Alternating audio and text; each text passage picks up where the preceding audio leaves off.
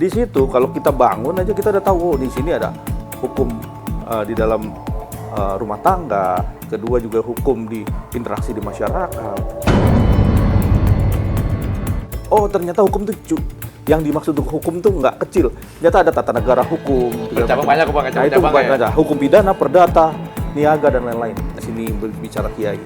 Balik lagi semua itu manusia memang. Sama dengan ada di kepolisian, di komisi di MPR DPR itu sama sebenarnya. Ini ada institusi, ini ada kiai. Polisi juga menganut hukum positif. Saya setuju ini menayangkan dengan kebenaran.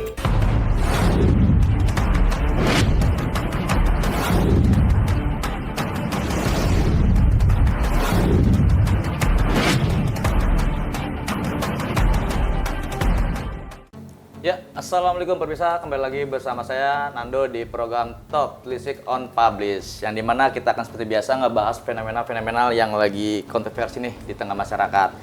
Kebetulan bahkan hari ini ada informasi yang menggelirkan di tengah masyarakat, yaitu soal pondok pesantren dan kiai terhadap salah satu penyiaran yang dimana ada diduga merasa dirugikan ataupun dicemarkan. Gimana kabar Bang? Sehat? Alhamdulillah sehat. Gagah Bang sekarang Bang. Bang, gimana kabar Bang? Lagi sibuk apa sekarang nih? Sekarang masih sibuk menangani beberapa kasus ya, yaitu kasus pidana, ada perdata, ada juga kasus-kasus PMH juga, ya, yang sekarang juga lagi jalankan gitu. Terus ya, dengar kan katanya juga kemarin anak ada yang sempat kuliah di luar negeri ya? Oh iya, anak lagi di kemudian magang ya. Oh magang di sana. Di UK gitu sampai dengan akhir tahun. Itu yang pertama kedua? Yang pertama. Yang pertama. Yang di UI ya. Yang di Universitas Indonesia ambil jurusan hukum. Nerusin bapaknya Iya. Roman. Tapi itu memang kakak tuh memang udah dijalurkan akan jadi generasi penerus abang nanti, apa gimana? Jadi ceritanya tuh anak saya yang pertama-tama dia mau mengambil jurusan itu tadinya mengambil jurusannya bisnis. Bisnis. Mengambil bisnis dan memang nggak ada kita arahkan juga nggak ada karena mungkin dia melihat gitu kan papa mamanya kan bergelut di bidang hukum, terus tiap hari menangani kasus, terus ada beberapa pembicaraan juga yang menyerempet dan berbicara mengenai hukum kan gitu. Jadi dia juga mungkin bertanya-tanya nih, kenapa sih harus ada jurusan hukum gitu kan? Apa yang menggerakkan hatinya dia untuk bisa dia mengambil jurusan hukum? Oke. Kita juga nggak ngarahin. Sehari sebelumnya dia memilih untuk bisa ngambil jurusan, dia nanya sama saya, "Pak, kenapa sih kalau aku harus ngambil jurusan hukum?" Itu ada beberapa alasan. Kasih alasan yang paling kuat. Saya bilang begitu kita tidur, terus kita terbangun, di situ ada tuh, udah masuk ke dalam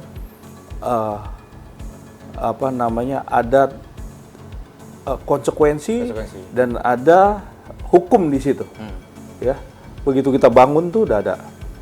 Bahkan juga di dalam rumah, terus kita keluar rumah, terus di dalam kita berinteraksi dengan orang, itu ada hukum.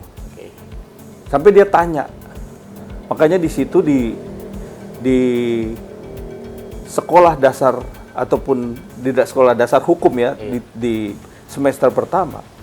Itu kan selalu dibilang filosofi hukum pidana tuh apa aja sih? Itu mencakup mengenai apa aja sih Pak? Iya. Kepentingan negara, kepentingan individu, dan kepentingan masyarakat. Makanya tiga ini melekat. Tapi yang paling dominan itu yang ketiga kayak itu Bang. Betul. Jadi di situ kalau kita bangun aja kita udah tahu, oh di sini ada hukum di dalam rumah tangga, kedua juga hukum di interaksi di masyarakat, dan hukum-hukum sosial lainnya. Nah itu mencakup di dalam global teori hukum di situ. Makanya terus, oh besar sekali ya. Oh ternyata hukum itu yang dimaksud hukum tuh nggak kecil. Ternyata ada tata negara hukum. Bercabang banyak Bang, nah itu ada hukum pidana, perdata, niaga dan lain-lain. Dan pada akhirnya kakak mengambil ke arah hukumnya? Sehari sebelumnya malam itu dia langsung memutuskan sendiri. Dia ambil jurusan hukum. Setelah abang kasih edukasi seperti itu? Iya, memang itulah yang menyebabkan anak saya yang pertama tuh mau ngambil jurusan hukum. Akhirnya berjalanlah sampai 1 tahun itu memang penyesuaiannya karena anak saya memang bergerak di bidang bisnis, terus masuk ke dalam jurusan hukum agak sedikit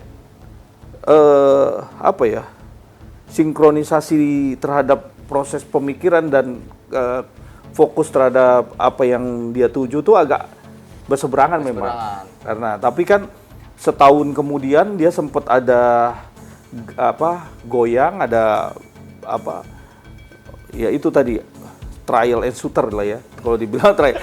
Jadi masuk, kita dicoba, dites, terus kan ada gentakan kan. Jadi jurusan itu memang kalau kita lihat nih faktualnya ya, kalau di dalam fakultas-fakultas tuh beda-beda ya Pak. Bentuk dari proses belajar mengajar, proses dengan lingkungan ekosistem di dalam kuliah itu tuh beda banget. Jadi dia menyesuaikan tuh 1 tahun. 1 tahun sempat mau give up. Dia bilang nyerah, dia mau ngambil jurusan lain. Terus saya bilang oke, kamu kalau memang mau jurusan lain nggak apa-apa. Kita kan kalau orang tua mendukung ya. Dia mau ngambil jurusan apa, yang penting itu baik buat dia dan memang itu bisa menjadi support dan explore dirinya dia sendiri. Saya rasa itu yang terbaik gitu. Akhirnya dia juga berpikir, ternyata yang harus dirubah adalah mindset. Tentu Bang. Mindsetnya. Itu yang pertama tuh Bang. Iya, mindsetnya bagaimana supaya dia sudah bisa masuk ke dalam segala bentuk environment di dalam proses dia belajar mengajar. Dia belajar berteman dan dia berbaur, terus akhirnya dia tahu bahwa oh saya harus melakukan hal ini. Benar. Nah akhirnya lebih setahun dia udah menyesuaikan dan dia ditunjuk sebagai director ataupun dia PO. PO itu pesan order atau apa? PO itu apa ya? Presiden organization. Ya, pokoknya dia pemimpin di ALSA. Jadi ALSA itu dia membuat setiap universitas negeri ya, semua punya ALSA. ALSA tuh jadi sebagai organisasi yang bergerak di bidang law, hukum, terus sosial, dan dia mendidik untuk bisa berkembang dan membentuk dirinya dia untuk bisa berdiplomasi dan memberikan edukasi hukum. Itu yang penting. Karena ya ALSA ini memang baik sekali. Jadi rata-rata memang pilihan untuk menjadi ALSA dan saya cukup bangga dengan anak saya yang nomor pertama ini.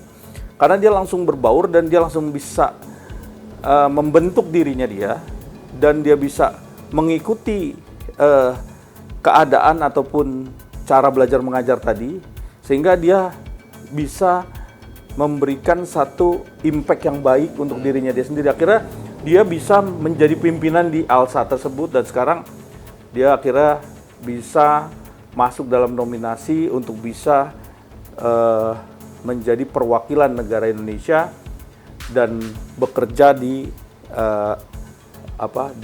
UK. Oh, di UK. Jadi dia dipilih oleh Embassy UK untuk menjadi tim legalnya, membawa nama negara Indonesia, dan alhamdulillah sampai dengan akhir tahun ini dia dipilih untuk bisa membantu ya untuk sebagai legalisasi ataupun bentuk legalnya daripada bentuk perdagangan dan lain-lain. Dan dia menyusun ataupun mengkoreksi kontrak perdagangan antara Indonesia dan UK ya. Bang juga kabar katanya yang dua baru lulus ya masuk di itu ya. Gimana di iya. Pajajaran? Jadi anak saya yang kedua ngambil jurusannya hukum juga. Hukum juga. di Universitas Padjadjaran, Oke. ya di Bandung. Itu juga sama juga, saya juga nggak memberikan satu apa namanya penentuan untuk bisa dia memilih hukum, tapi juga dia melihat sendiri, kakaknya juga kan tiap hari juga udah berinteraksi hukum, bicara hukum, dan kita juga sama-sama kadang-kadang juga ngebahas masalah teori hukum, bagaimana tentang filosofi hukum tadi. Terus akhirnya juga adiknya ngikut juga nih, ngikut juga, dia juga milih sendiri. Dan akhirnya alhamdulillah diterima, sekarang masuk semester pertama, sudah mulai masuk di Bandung, ambil jurusan hukum. Bang, tapi di sisi lain kehidupan sehari-hari abang kan pasti pengacara ya, tau lah ya, sibuk, waktunya juga nggak nentu, berkas di mana.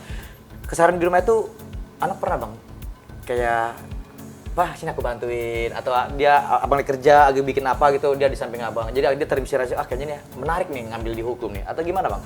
Jadi anak saya yang pertama ini, memang kan selalu mereka tuh punya talenta ataupun punya skill. Saya nggak pernah menentukan, karena di dalam hukum ini kan ada yang benar-benar dia fokus, itu di dalam teori hukum perdata atau teori hukum pidana atau tata negara dan lain-lain kan. Nah, kita belum bisa menentukan tuh jalur mana, tapi setidaknya mereka sudah ada satu sinyal-sinyal. Anak saya tuh kalau yang hukum-hukum mengenai perusahaan, mengenai employee ya, perusahaan tuh dia tuh lebih interaktif. Kayak kemarin tuh kita ada kasus nih. Kasus di perusahaan besar lah Indonesia.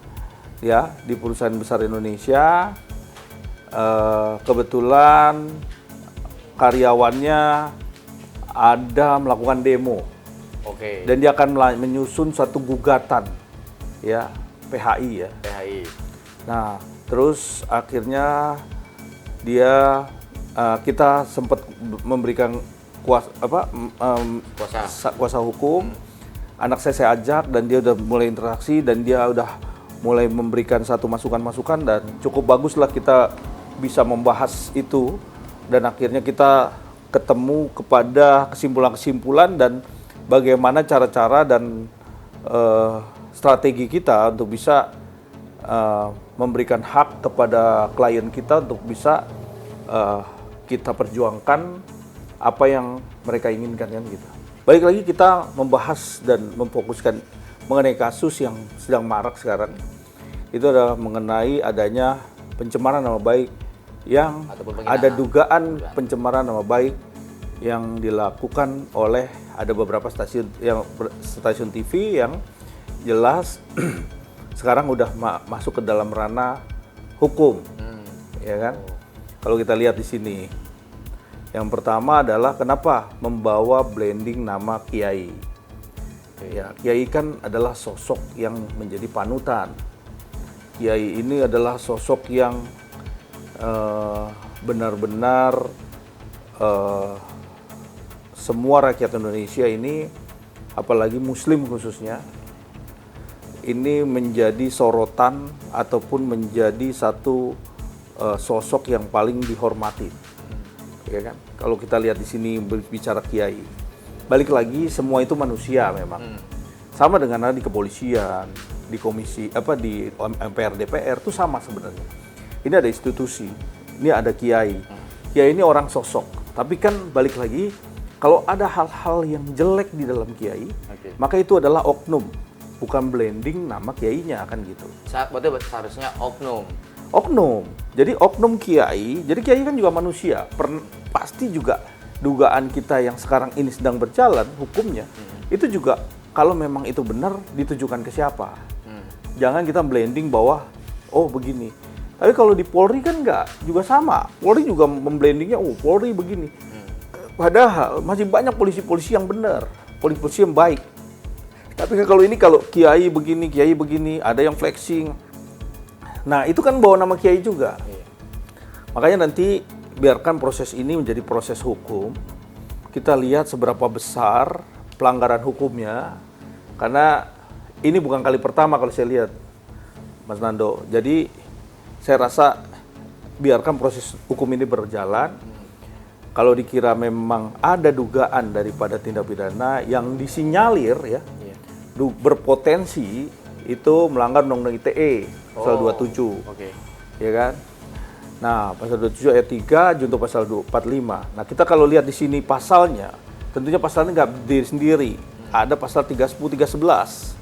Kalau memang itu cukup menjadi poin untuk sebagai dia adalah ada penghinaan, terus disebarkan ke media sosial, terus akhirnya dikonsumsi oleh orang banyak, tentunya ini menjadi fokus penting nih buat bisa menjadi delik pidana yang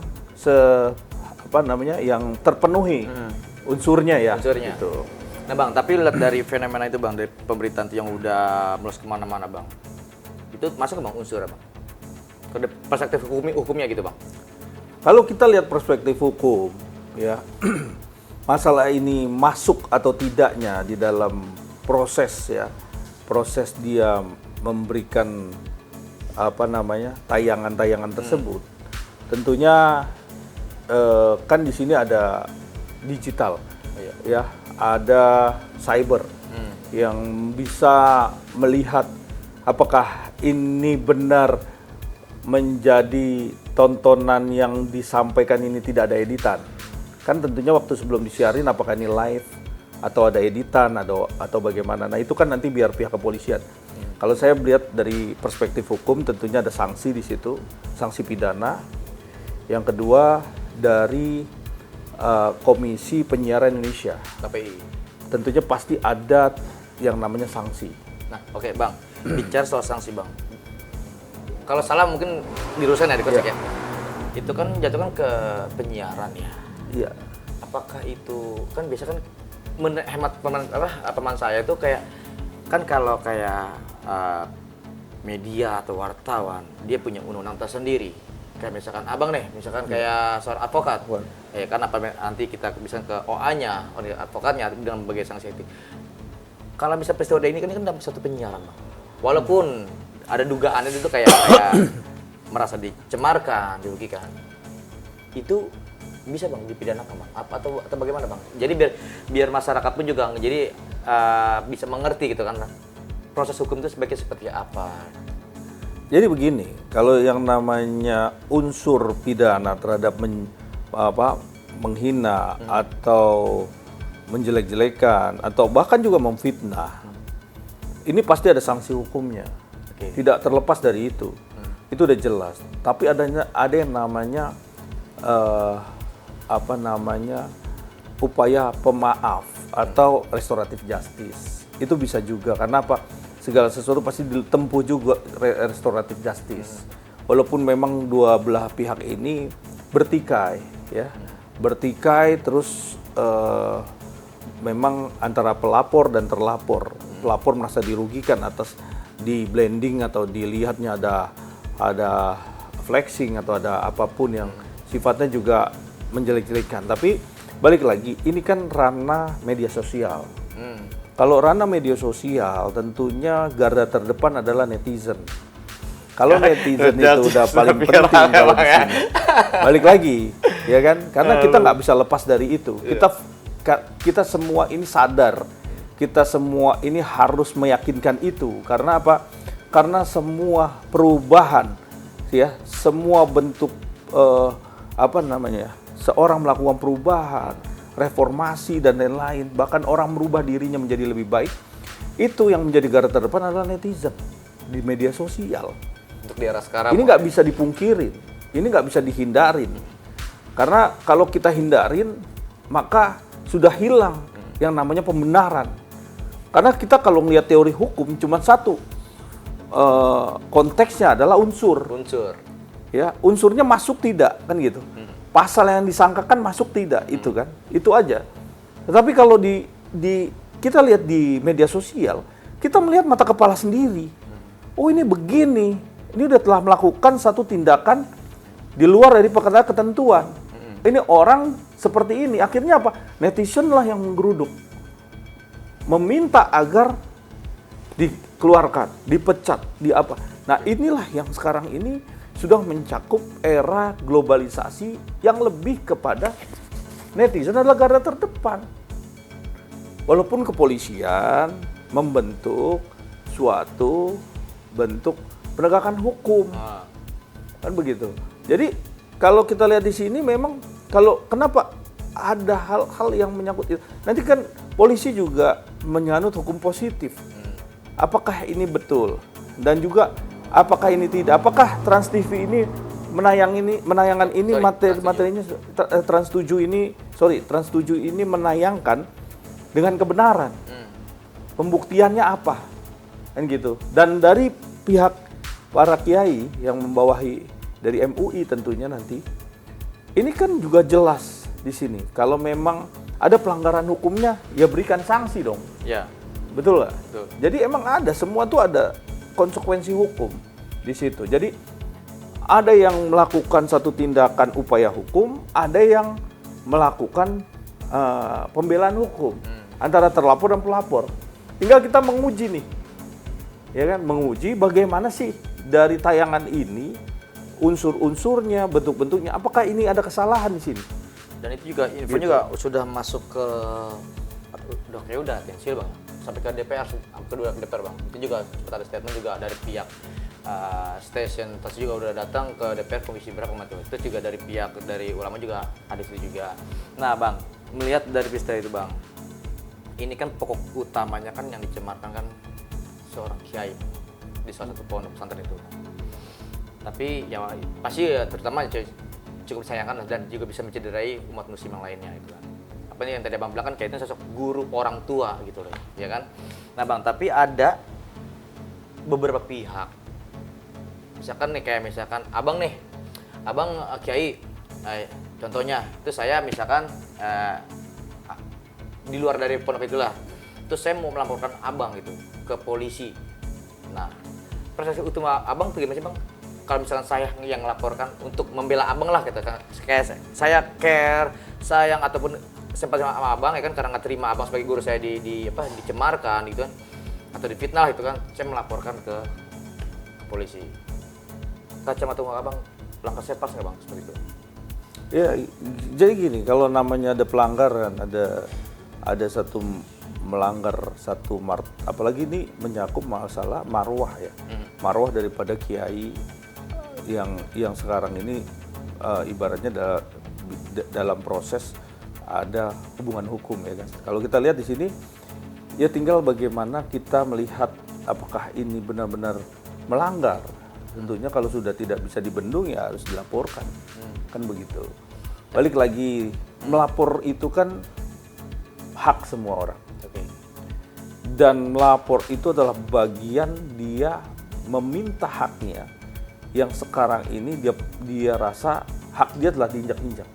Haknya juga telah dicederai orang. Boleh aja melaporkan. Ya, tinggal nanti pihak polisian ini kan berdasarkan hukum positif. Kenapa? Menganut hukum positif. Hukum positif hukum yang dianut setiap negara. Apa sih? Ya, alat bukti yang cukup. Itu yang terpenting. Kalau alat bukti yang cukup, tandanya memang harus ada pihak-pihak tertentu. Apalagi ini menyangkut mengenai adanya pencemaran nama baik tadi. Dan pihak-pihak terkait yang melakukan siaran dan lain-lain sudah meminta maaf. Udah tabayun lah kasar. Udah tabayun, udah minta maaf. Dan sebagian oknum-oknumnya pun sudah dipecat, dikeluarkan. Saya rasa ini juga buat pembelajaran kenapa ada hal-hal seperti ini bisa naik. Bahkan sudah bisa masuk ke media sosial. Ini juga sebagai pelajaran. Karena nggak cuman itu juga, pihak DPR RI juga menjadi pelajaran. Adanya satu hal yang dipublish. Nah, tapi kita nggak ngelihat di situ. Karena nggak ngelihat institusi, nggak ngelihat kiainya. Tapi kan semua orang manusia nih. Iya. Pernah melakukan kesalahan, walaupun itu kiai sendiri kan gitu. Tapi kan kita nggak boleh dong, kita membawa nama marwah seorang kiai yang sebagai panutan, terus akhirnya dihina. Saya orang Muslim yang juga merasa bahwa ya, kalau kita dihina ya kita harus melakukan upaya hukum.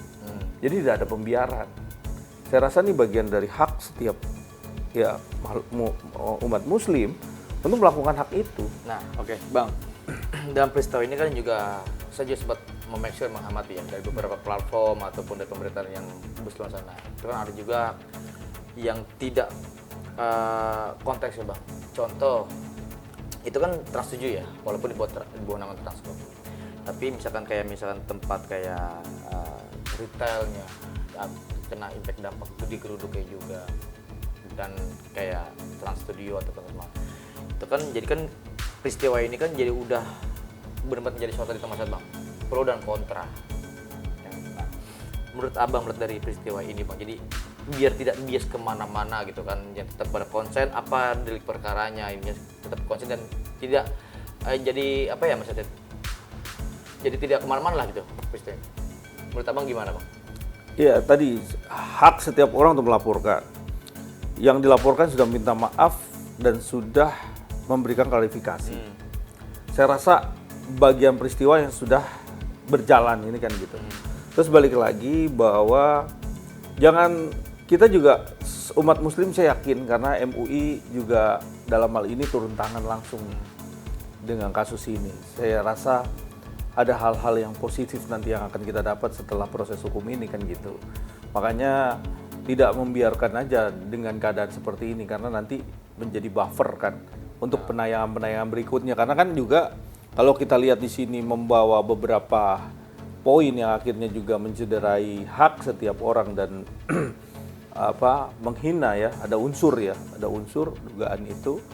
Maka saya rasa itu bagian perjalanan dari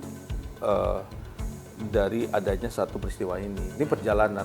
Tapi perjalanan ini tentunya pasti ada hikmah. Pasti nanti ujungnya pasti ada. Kita berharap semua akan baik-baik aja. Dan jadi pembelajaran yang paling positif, yang baik, yang tentunya diambil dari adanya peristiwa ini kan gitu. Kalau saya melihatnya kepada segi positif ya. Kalau bisa memang ada berjalan satu tindakan-tindakan yang dilakukan upaya hukum berdampaknya ini. Ya kan? Betul nggak? Ada impact-nya, ada konsekuensinya. Tetapi di dalam sini ada juga terlapor yang sudah meminta maaf. Iya. Tandanya ada. Bahkan juga sudah mensambangi ke pesantren tersebut. Ya, jadi saya rasa ini yang perlu kita naikin sehingga nanti berjalannya proses ini tentunya ada namanya satu benang merah yang ujungnya adalah perdamaian yang baik gitu. Dan nanti dari segi positifnya tentunya the next lagi tidak ada lagi yang namanya penghinaan, tidak ada lagi pencemaran nama baik, ya kan? Itu kan bagian positif tuh terhadap kasus peristiwa ini. Jadi saya rasa ini fenomenal terhadap adanya beberapa hal ataupun yang sudah disampaikan karena memang di media sosial terlihat nyata. Itu cepat banget ya, Bang. memang Reaksinya tuh luar biasa Bang. Jadi gini, karena memang yang menayangkan adalah pihak kepolisian, ini yang menjadi sorotan. Coba yang menayangkan itu adalah netizen sendiri. Ini juga jadi problem juga kan. Oke. Mau gimana kan gitu. Nah Bang, tapi di sisi lain Bang, dari pemberitaan itu Bang, itu kan jadi terbelah Bang. Timbul perspektif yang antara pro dan kontra. Ada juga yang mengatakan bahwa itu suatu dari sisi penyiaran di media sosial kan udah rame tuh, para netizen mulai ada yang mendukung ke sini, mendukung sini. Kita nanti dari garis tengah-tengahnya Bang, pas tengah-tengah normatifnya. Itu kan juga ada yang mengatakan banyak banget akun-akun yang bahwa itu siaran yang mengawat fakta. Tapi di sisi lain juga ada yang dianggap itu kayak menyinggung, melecehkan, ataupun kayak mencemarkan. Terus menurut Abang nih Bang, terutama dari sisi hukum Abang nih, jika hal itu fakta Bang oleh satu pihak, namun di pihak lain itu juga apakah tetap bisa diambil langkah hukum Bang hingga akhirnya memenangkan pihak yang dirugikan? Jika hal itu fakta, ya, yang ditayangkan itu adalah fakta, misalnya itu benar, itu kan oknum. Yang saya bilang, sanksi sosial nanti yang akan membentuk itu. Saya rasa semua orang manusia pasti ada hilaf, ada bagaimana dia bisa kan. Sekarang ini era globalisasi itu udah seperti jaring laba-laba yang membentuk ke arah positif. Iya. Jangankan begitu, di jalan aja ada hal-hal yang main menang sendiri atau dia mau secara arogan itu langsung ditangkap loh. Karena ada premanisme, pemukulan dan lain-lain. Jadi nggak harus kita bikin laporan dulu, dipanggil salah satu, itu enggak, bertindak langsung. ini bagus sekali. Orang bikin tweet di jalan raya tuh, dia pakai plat mobil polisi, ya kan? Baru disiarin berapa ribu netizen yang komplain, langsung ditahan mobilnya. Jadi memang garda terdepan netizen. Tapi saya rasa ini positif. Iya sih. Kita melihat dari sisi positif ya. Jangan kita melihat dari sisi negatif. Karena kalau kita menghina ulama itu sama aja negara kita ini udah nggak ada buffernya. Ya, terhadap ini kan satu kepentingan. Tadi filosofi hukum yang saya bilang. Ini kan kepentingan daripada masyarakat, kepentingan individu dan kepentingan negara, kestabilan negara. Jadi kalau ada ustadz atau ulama atau kiai, ya kita selaku orang muslim turun tangan lah yang menghina. Ya kan? Memang benar-benar itu harus kita tegakkan. Ada unsur hukumnya, masukin. Dan itu Kalau siapa yang betul, kalau masuk unsur hukumnya, masuk pidananya. Itu ada konsekuensi hukumnya. Kenapa? Karena biar tidak ada pembiaran di sini. Terus kayak Gitu. misalkan saya nih, saya ngebela kiai gitu. Saya mau bikin laporan. Masuk unsurnya? Ya kalau memang jelas di sini, kita lihat dulu nih, apa nih, delik aduan atau delik pidana. Kalau delik biasa, dia ada dua itu ya? iya, kalau delik biasa bisa, kita bisa melakukan laporan. Siapapun itu bisa? Iya, tapi kalau delik pidana itu kan dia harus yang melaporkan yang bersangkutan, yang dirugikan haknya. Oh, berarti dia langsung. Jadi bagaimana kita melaporkan, kita harus tahu dulu. Ya, bisa nggak kita orang lain yang melaporkan? Gitu. Nah, ini harus dia pahamin karena jangan sampai kita melaporkan terus akhirnya bias. Ya. Itu, Bang. Nah, tinggal bagaimana ya? Tinggal bagaimana pihak penegak hukum ini mendudukan kasus ini dengan baik. Ya kan? Jadi saya rasa segala sesuatu hal yang melanggar etika norma, bahkan juga melanggar juga sosial ya, di dalam sosial juga kita kan juga lihat di sini. Karena jangan sampai ini melakukan pembentukan satu oknum ya memberikan dampak kepada yang lainnya. Karena saya lihat ulama tuh banyak banget yang baik banget. Ulama itu banyak yang benar-benar lurus yang menjadi panutan kita. Kita bisa lihat sendiri. Tapi oknum pasti ada. Namanya manusia kok. Ada yang kan kalau kita lihat ada melanggar hukum, emangnya kiai atau ulama itu sebagai orang yang kebal hukum? Enggak juga. Kita lihat juga udah ada loh jurisprudensinya bahwa kiai juga pernah ada melakukan salah, juga ada. Kan tapi kan kita juga nggak bisa blending bahwa itu kiai seluruhnya begini, kan nggak bisa. Kembali lagi ke perspektif orang, Bang. Iya, perspektif orang. Jadi kita ngambil langkah positifnya. Kalau memang ada nih ditayangin, siapa yang nayangin tuh? Siapa yang melakukan itu? Kan itu ditayangkan secara jelas. Tandanya kan bukan seluruh kiai. Kiai ini banyak ribuan, ratusan, jutaan juga ya. Kalau kita kumpulin di pelosok-pelosok tuh banyak loh. Itu juga jelas banyak yang baik-baik. Menjadi panutan juga buat kita semua. Tentunya menjadi satu guru ataupun yang dijadikan satu guidance untuk Islam ya. Tentunya ini penting karena kalau kita bicara kiai, nggak semua kiai lah yang seperti itu kan gitu kan. Kalau blendingnya, banyak kiai begini-begini, nah kalau itu kan tandanya memblending semua. Makanya ini yang menjadi sorotan penting gitu loh. Nah, Bang, biar peristiwa ini tidak bias, tidak ada yang menunggangi, tidak salah kaprah, tidak ada antara ini, mungkin Abang bisa memberikan edukasi ke pemirsa atau pesan langkah hukum apa baiknya seperti apa, mungkin biar tidak bias kemana-mana, Bang, karena kan takutnya kan ada mengatakan pengalihan isu ini, ada ini. Nah, mungkin dari kacamata Abang dalam menyikapi peristiwa ini gimana, Bang? Iya, karena kalau ngomong bicara pengalihan isu, dari mulai kasusnya Vina, Cirebon itu udah dibilang kasusnya bilangnya pengalihan isu kan. Iya, dulunya tuh. Tapi kalau sekarang kita melihat secara nyata, apapun itu, kasus yang menjadi viral, menjadi netizen sebagai garda terdepan, itu juga dibilang pengalihan isu. Balik lagi, kita mengambil langkah positif terhadap hukum positif tadi. Kenapa? Karena sekarang ini udah ranah hukum. Kalau kita bicara masalah apa yang yang terjadi nanti itu kan biarkan material hukum ini bicara setelah dilakukan pelaporan. Kalau di sini kita melihat begini, kan sudah ada udah minta maaf, udah berjalan proses hukum. Terus proses hukum ini kan juga tinggal dilihat apakah ada mau restoratif justice. Kalau enggak ya udah jalan. Lakukan prosedur hukum secara tegak lurus, ya kan? Berjalan hukum tanda tidak ada kesepakatan damai. Itu memang harus dilalui, melakukan tahapan itu. Tapi balik lagi, kita ambil langkah positif adalah bagaimana hal ini bisa tidak terjadi lagi terhadap adanya oknum misalnya gitu kan. Tapi kalau memang ini menjadi satu hal yang positif tentunya baik sekali, menjadi sorotan juga kan. Iya benar.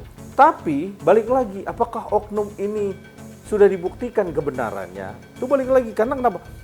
Netizen lagi. Kalau netizen bisa memberikan faktual ya, benar. akurat dan terpercaya, tentunya nggak lama-lama itu tiba-tiba langsung ketahuan kan ya? gitu. Bener Bang, sekarang apa? Kita nggak ngeliat tuh, polisi jelas-jelas polisi banyak yang bagus-bagus. Bener. Polisi banyak yang lurus, nggak ada. Tapi masih ada kan, ada polisi yang begini, polisi yang begitu. Kita lihat. Ya? Tapi yang menangkap apa? Netizen. Netizen bener Bang. Jadi memang segala sesuatu hal yang dirasa tidak pantas, yang terus ditayangkan oleh netizen, nggak bisa dihindari. Ya tentu benar. Nggak bisa dihindari, karena memang ini sudah zaman yang sudah bergerak ke arah lebih sensitif. Kenapa sensitif? Segala sesuatu yang melanggar-melanggar tiba-tiba langsung diblas dan langsung dimakan oleh jaringan-jaringan netizen yang bisa ngeblas lebih banyak lagi kan. Akhirnya ditangkap terus viral, terus akhirnya penegak hukum bisa jalan. Ini sebenarnya langkah yang terbaik saat ini. Kenapa? Karena kita menuju ke era Indonesia emas. Kenapa emas? Karena emas itu paling baik ya kalau dilihat harga juga lagi agak naik. Harga juga lagi naik. Harga emas nih. Artinya Indonesia emas ini kita melihat harus lebih baik dan pasti menujunya lebih bagus. Nah, sekarang orang-orang yang duduk sebagai pemimpin, orang-orang yang duduk sebagai diulamakan, dituakan, dijadikan panutan dan bahkan juga presiden sekalipun, kan presiden juga masuk juga Pak Prabowo juga. Kalau saya nggak becus, turunkan saya. Sepakat. Tapi kan sekarang kita lihat nih, banyak sudah merujuk kepada biasa, 1 tahun era Pak Prabowo, sekarang udah masuk. Beberapa menteri yang udah ketangkep. Nah, ini bagian fenomenal yang menuju arah ke lebih baik dan positif. Saya rasa nih pertumbuhannya harusnya lebih dari 10% ya. Benar. Kita lihat di sini pergerakannya. Makanya saya yakin akan lebih baik lagi. Karena ini fenomenal, biasalah. Yeah. Ini namanya fenomenal, perjalanan, peristiwa, dan terakhir adanya satu gesekan-gesekan. Tentunya ini menjadi fenomena yang baik. Saya rasa seperti itu. Oke, siap Bang. Sebelumnya terima kasih Bang, kita udah tadi ngebahas Bang semua ya Bang ya. Dari segi hukum, dari keterangan. Baik pemirsa, kita barusan sudah bincang-bincang bersama Bang Tommy Turinanto, salah satu advokat yang cukup eksis Mas sampai saat ini Bang ya. Terutama di Universitas Infotainment Bang, luar biasa. Nah, jadi kurang lebihnya seperti itu. Kita tahu sejatinya kehadiran media informasi ini seperti televisi ataupun sosial media lainnya juga bisa sebagai alat hiburan dan edukasi maupun informasi yang fakta terhadap masyarakat di luar sana.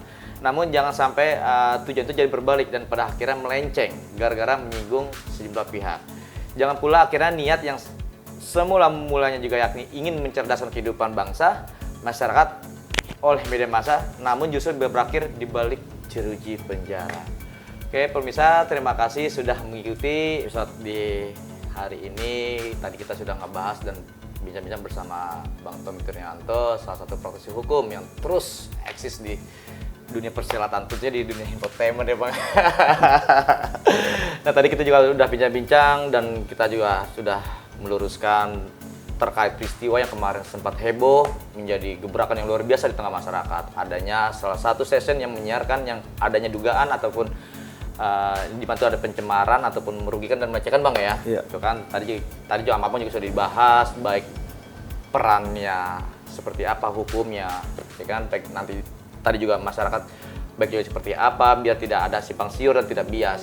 mungkin perlu kita cermati dalam suatu penyiaran ada namanya QC, Quality Control, yang dimana tuh kita dapat menyaring dan berhati-hati lah, agar dimana tidak ada narasi atau toxic dan sebagainya itu tidak yang kayak menimbulkan suatu penyimpangan dan sebagainya. Mungkin itulah peran adanya QC dalam suatu penyiaran.